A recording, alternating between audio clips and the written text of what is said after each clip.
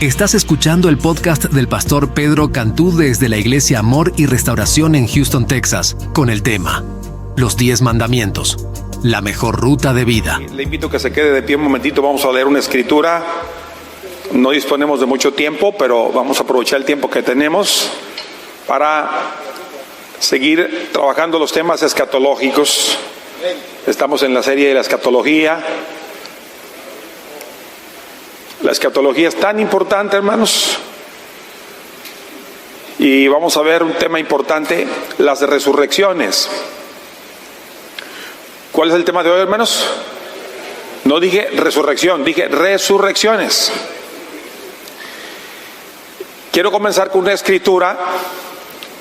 Las resurrecciones son parte de la segunda venida del Señor. Jesús, en el Evangelio de San Juan, capítulo 5, versículo 25, San Juan 5, 25, este pasaje es muy poderoso. San Juan 5, 25, de cierto os digo, viene la hora y ahora es cuando los muertos oirán la voz del Hijo de Dios, y los que la oyeren vivirán. Habla de vivos que están muertos, pero la palabra de Dios produce vida. Esa es una especie de resurrección, porque nosotros en Cristo volvemos a una vida nueva. Decimos amén, hermanos.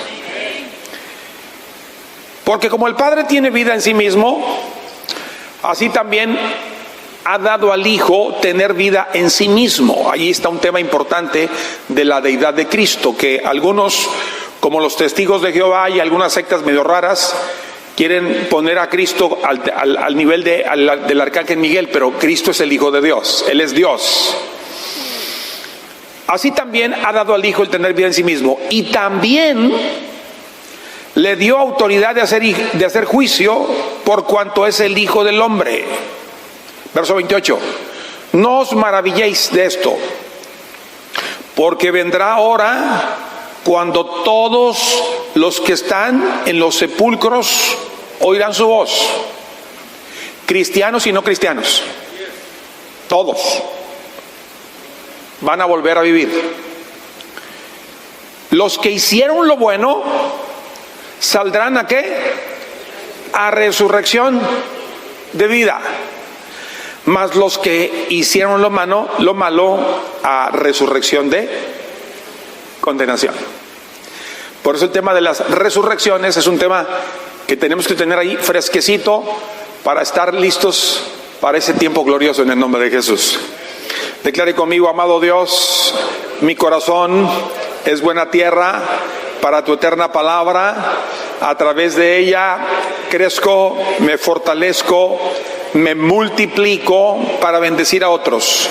Por la sangre de Cristo tenemos alto nivel de protección. Echamos fuera todo sueño, todo cansancio, todo bloqueo mental, toda pesadez. Fuera en el nombre de Jesús. Tenemos la unción para entender y para oír la palabra eterna. Amén. La resurrección, tome su lugar. La resurrección es un sentimiento que en el creyente produce esperanza. Pero esto es para los creyentes, pero hay un temor, hay un miedo para el incrédulo, aunque hay incrédulos que son muy atrevidos porque no creen ni en el infierno, no creen ni en el cielo, no creen en Dios, la sorpresa que se van a llevar cuando mueran. Preguntaba un hermano, ¿y cómo está ese tema del infierno y del lago de fuego? Bueno, son dos lugares diferentes. El lago de fuego todavía no lo estrenan, está preparado, es un calabozo eterno para el diablo, sus ángeles y toda la gente que no quisieron saber nada con el Señor. Leíamos un pasaje, creo que fue en Apocalipsis, en el tiempo de la ira, que la iglesia no va a estar ahí. Dice que a pesar de que vinieron las plagas y la gente tuvo úlceras, los mares se convirtieron en sangre, los ríos en sangre, dice, y la gente no se arrepintió de sus maldades. No se arrepintió de rendir culto a los demonios, de las hechicerías, porque hay una generación que no quiere saber nada con el Señor. Por otra parte, el lugar que así está siendo ahorita muy frecuentado es el infierno. El infierno, alguien decía, ¿qué pasa cuando alguien muere? Cuando alguien muere, su espíritu va al infierno, su alma va al infierno. El cuerpo se queda ahí en el sepulcro esperando la resurrección. Entonces, la gente va a el infierno en espíritu, y está el caso del rico, que era atormentado en el Hades. Veía, sentía, hablaba, tenía un sentir tremendo, porque si la carne siente, el espíritu es todavía mucho más sensible. Pero en la resurrección, esos impíos van a volver a tomar su cuerpo. Dice Apocalipsis, el último capítulo es precioso. En el famoso juicio del trono blanco, no hemos hablado de los juicios, hay una serie que se llama Los Juicios. Y ahí entra un juicio, le llaman el juicio de las obras del creyente. Pero la Biblia dice que el mar entregó a sus muertos. Va a ser un espectáculo. El mar entregó a los muertos. Hay gente que han ido al mar, han echado sus cenizas. Algunos han muerto porque los devoró un tiburón o algo ocurrió en el mar. Va a haber un milagro. Ahí Dios va a demostrarnos que Él es Dios. Y todos esos ingredientes, moléculas, serán suficientes para que se reúna cada parte con su parte, y vendrá la resurrección, claro, de justos y de injustos. Y entonces dice la Biblia que el mar va a entregar a los muertos, la muerte entregará a sus muertos, porque el enemigo último no es el diablo, es la muerte. Dice Pablo, y el postrer enemigo a vencer es la muerte. Y entonces los impíos van a resucitar con un cuerpo, pero ese cuerpo ahora sí, espíritu cuerpo, va a ser echado al lago de fuego. Es tremendo. El tema de la resurrección, hermanos, creo que se ha diluido en nosotros. Hemos bajado la guardia. El tema de la resurrección fue el tema más importante en la iglesia de Hechos. Dice la Biblia, y con gran poder los apóstoles daban testimonio del Señor Jesús y de la resurrección.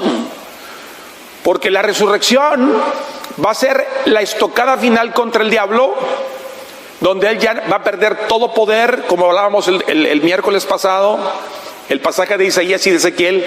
El enemigo va a ser ridiculizado. Cuando dice Isaías, tú, el que hacía temblar a los reinos, a los imperios, cuando la gente lo vea mal, decir, ¿es ese el que nos estaba causando tantos dolores de cabeza? Ese. Porque hay veces que uno lo sobredimensiona. Y van a ser arrojados el enemigo con sus ángeles al lago de fuego, y todos los impíos, ya con un cuerpo resucitado, va a ser, dice, y serán atormentados por los siglos de los siglos. Pero simultáneamente, en la segunda resurrección, hay dos resurrecciones, y es lo que hoy queremos hablar, dos resurrecciones. Bien, vamos a irnos un poco al tema de las resurrecciones. La importancia de la resurrección. Pablo dijo en Corintios, 1 Corintios 15, si no hay resurrección de muertos, Cristo tampoco resucitó. Y si Cristo no resucitó, pues vana es nuestra fe, vana es nuestra predicación, vana también es nuestra fe. La resurrección de los muertos es una obra milagrosa en que los muertos en Cristo volverán a la vida con un cuerpo glorificado como el de Jesús. ¿Por qué los primeros cristianos no les importó morir por causa del Señor? ¿Por qué no flaquearon Imagínate que tu hijo mañana va a ser echado a los leones. Imagínense, hermanos, que estos niños mañana van a hacer el espectáculo en Roma. Van a ser puestos como candelas. Imagínate, hermana, que tu esposo va a ser echado a los leones, tus hijos, o usted, o sus papás. Pero lo que enloqueció especialmente a Nerón es que los cristianos morían cantando. Y la pregunta, ¿por qué? Resurrección. Los primeros cristianos no les importó la persecución. Cristo les anticipó que los iban a perseguir. Hoy se ha inyectado, ha habido se ha megaleudado a la iglesia en algunos sectores donde el sufrimiento se toma desde otra perspectiva. El sufrimiento nos perfecciona. Pablo dice que es menester que a través de muchas tribulaciones entremos al reino, porque el sufrimiento quebranta la carne, pero purifica el espíritu. Y entonces se ha leudado a la iglesia de que la iglesia hay un grupo de creyentes que no les va a pasar nada. Hermanos, esto es muy delicado, porque la iglesia de Hechos fue perseguida, y entre más persecución, más multiplicación. Y la pregunta, ¿por qué ellos estaban dispuestos a morir? Porque ellos vieron al Señor resucitado, comieron con Él. Pablo dice en Corintios que el Señor no solamente apareció a los 12, no, dice que más de 500 hermanos fueron visitados por el Señor. Eso es espectacular. Por eso no les importó la muerte, porque ellos entendieron que la muerte, como dijo Pablo, para mí el vivir es Cristo y el morir es ganancia. Entonces, hay pruebas bíblicas de la resurrección. Desde el Antiguo Testamento está lleno el Antiguo Testamento de promesas de la resurrección. Entre todos esos textos quiero leer algunos textos. Quiero que me acompañe al Salmo 49, Salmo 49, 5. Este salmo es espectacular porque, de hecho, el título, no sé, en mi Biblia dice la insensatez de confiar en las riquezas. Y dice el Salmo 49, versículo 5, ¿por qué de temer en los días de adversidad? O sea, la adversidad no es el final. Es un tiempo breve. Y dice el Salmo, cuando la iniquidad de mis opresores me rodee. Hay sectores hoy donde la iglesia está siendo rodeada, está siendo presionada. Nosotros no estamos tan presionados como en Oriente. La iglesia más perseguida en el mundo es la iglesia de Irak, la iglesia de China. Ahí, especialmente en los países musulmanes, la persecución es muy fuerte, mis amados hermanos. Cuando hablaba de los 10 mandamientos, sobre la importancia de que nosotros guardemos los 10 mandamientos y que los 10 mandamientos estén en las escuelas, en los negocios, y de repente la otra vez estaba viendo el noticiero y decía una persona, es gente ciega, con todo respeto, y dice, es que los musulmanes se van a ofender cuando lleven a sus hijos a la escuela. Pues es que están en América. América es del Señor. Dije, América es del Señor. Si quieren que no se les enseñen los 10 mandamientos, pues que se vayan a su país. Pero no, este es un país pro Biblia. Aunque hay un sector de este país que es pagano. Hay un sector de este país y en las escuelas, y lo más triste, en las iglesias. ¿Sabe que hay un espíritu bien peligroso en la iglesia que se llama el espíritu liberal? Se ha metido el liberalismo y, lo peor, una doctrina peligrosísima, la doctrina de la inclusión. Cuando compartí el domingo en la mañana de aquel pastor aquí en Texas, cerca de Dallas, que hizo el anuncio, dijo: he orado. Qué peligroso. Él no honró el nombre del Señor. Uno de los mandamientos es: no tomarás el nombre del Señor de tu Dios en vano. Y él dijo: he orado y he sentido la confirmación de que tendremos, esta iglesia es inclusiva. Vamos a permitir que personas que practiquen la sodomía puedan formar parte de los ministerios. Sé que algunos no están de acuerdo, y si no están de acuerdo, pónganse de pie. La mitad se puso de pie y se fueron. El peligro, la otra mitad que se quedó, liberales. La otra mitad que se quedó, ellos se congregaban, pero no estaban de acuerdo con los mandamientos del Señor. Hermanos, los mandamientos del Señor alegran el corazón. Sus mandamientos no deben ser carga para nosotros, deben ser un deleite para nuestras vidas. Decimos amén, hermanos. Entonces, dice el Salmo, estamos en el Salmo 49, es precioso.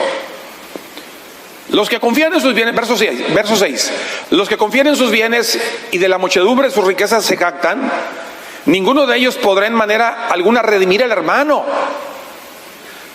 ¿Qué dijo el rico? Manda a Lázaro para que le predique a mis hermanos, dijo el Señor. A Moisés tienen, a los profetas tienen, que ellos se ajusten a la palabra. Dijo Abraham: si alguno se levantara de los muertos, ni aún así le van a creer. Mire, hermano, hay gente que es perversa y no quieren a Dios, y no quieren al pueblo de Dios, y no quieren sus mandamientos. Lo que no saben es que el día va a llegar, y el día del pueblo de Dios va a llegar también. Aleluya. Ni dar a Dios su rescate, porque la redención de su vida es de gran precio y no se logrará jamás, para que viva en adelante para siempre y nunca había corrupción. Pues verán que aún los sabios mueren, que perecen del mismo modo que el insensato y el necio, y dejan a otros sus riquezas. Y mire, verso 11. Y su íntimo pensamiento es que sus casas serán eternas, sus habitaciones para generación a generación. Dan sus nombres a sus tierras, mas el hombre no permanecerá en honra. Es semejante a las bestias que perecen. Su camino es locura. Con todo, sus descendientes se complacen en el dicho de ellos. Y viene una palabra pequeña: Selah, pausa. Oiga bien, verso 14. Como rebaños que son conducidos al Seol, la muerte los pastoreará. Diariamente el infierno está siendo visitado por miles de personas que no quisieron saber nada del Señor.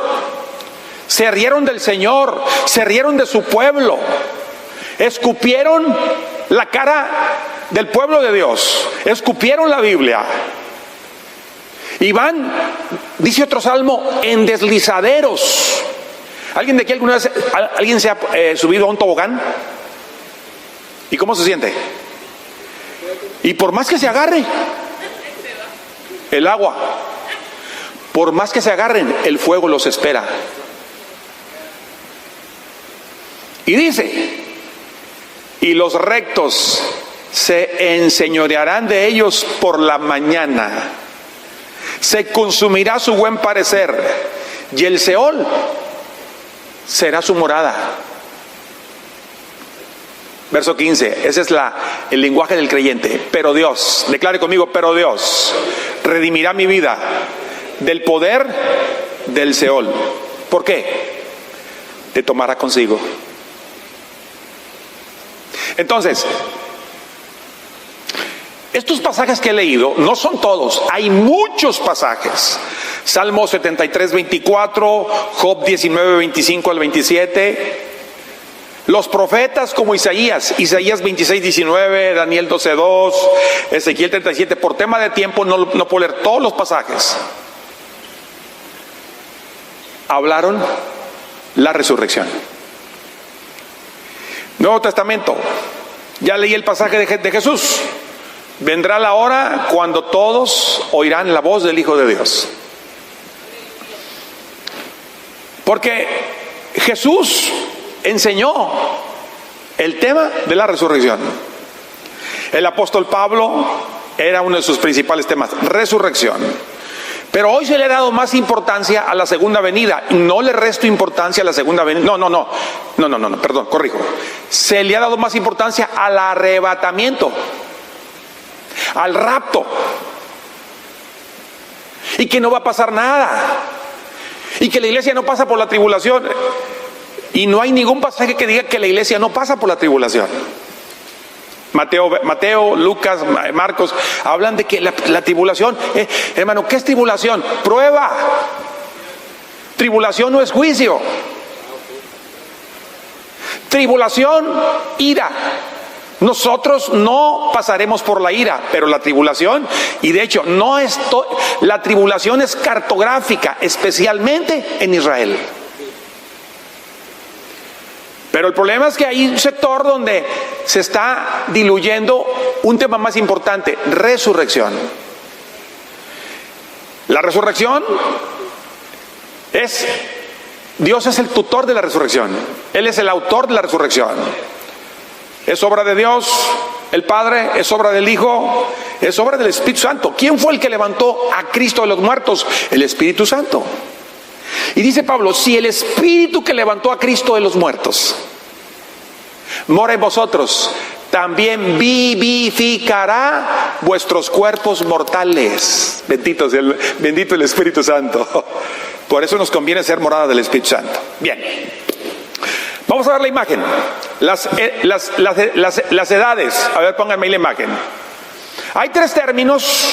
A ver la gráfica, por favor. Esa. Eras o edades actuales. Hay 3 términos que usted va a ver en los evangelios, en las cartas apostólicas. Primero, presente siglo. Diga conmigo, presente siglo. ¿Qué es presente siglo? Es el tiempo de la gracia. Presente siglo es el tiempo que estamos viviendo hasta la venida del Señor. Cada vez que veamos el término presente siglo, es el tiempo actual. Es la gracia. Fin del siglo. ¿Qué es el fin del siglo? Es en la segunda venida del Señor. Es el fin del siglo. Al final de la tribulación, al final de la ira, viene el fin del siglo. Y luego, otra expresión. Está en los evangelios. Marcos, Lucas, Hebreos, Lucas. Ahí está. Siglo venidero. ¿Qué es? El milenio.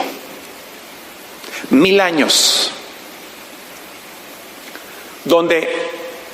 Y ahí tenemos que tener mucha claridad. No todos los creyentes van a estar en el milenio. Pero quiero que se quede tranquilo con lo siguiente. ¿Qué pasa cuando un creyente recibe? Mire, le voy a poner un ejemplo. El ladrón en la cruz. ¿Qué le dijo Jesús? ¿Al ladrón qué le dijo? Al ladrón en la cruz. Estaban 2 ladrones. ¿Qué le dijo a uno de ellos? A ver, hermano, usted lee la Biblia, ¿verdad que sí? ¿Qué le dijo? Hoy estarás conmigo, ¿dónde? En el paraíso. Cuando uno recibe a Jesús por la fe, tal vez no eres un creyente muy maduro, vas a empujón, pero tú estás permaneciendo en la fe. La Biblia habla del débil en la fe, pero es creyente.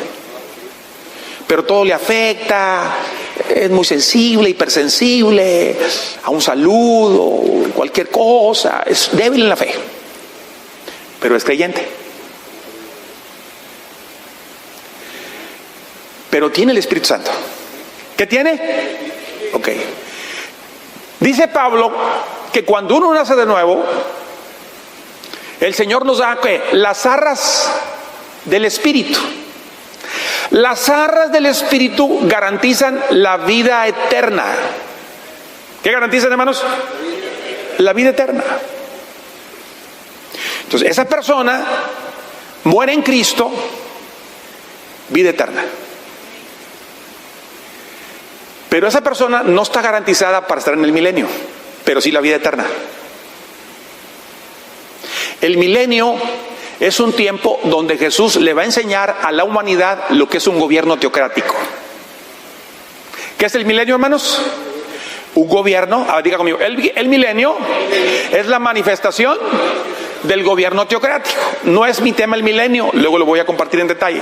Le estoy diciendo, el milenio es la convocación del Señor a los creyentes fieles. Gracias por escuchar. Esperamos que el mensaje haya sido de bendición para tu vida. Si quieres formar parte de lo que Dios está haciendo en Amor y Restauración, puedes dar tu semilla o ver nuestros servicios en línea a través de nuestra página amoryrestauración.tv.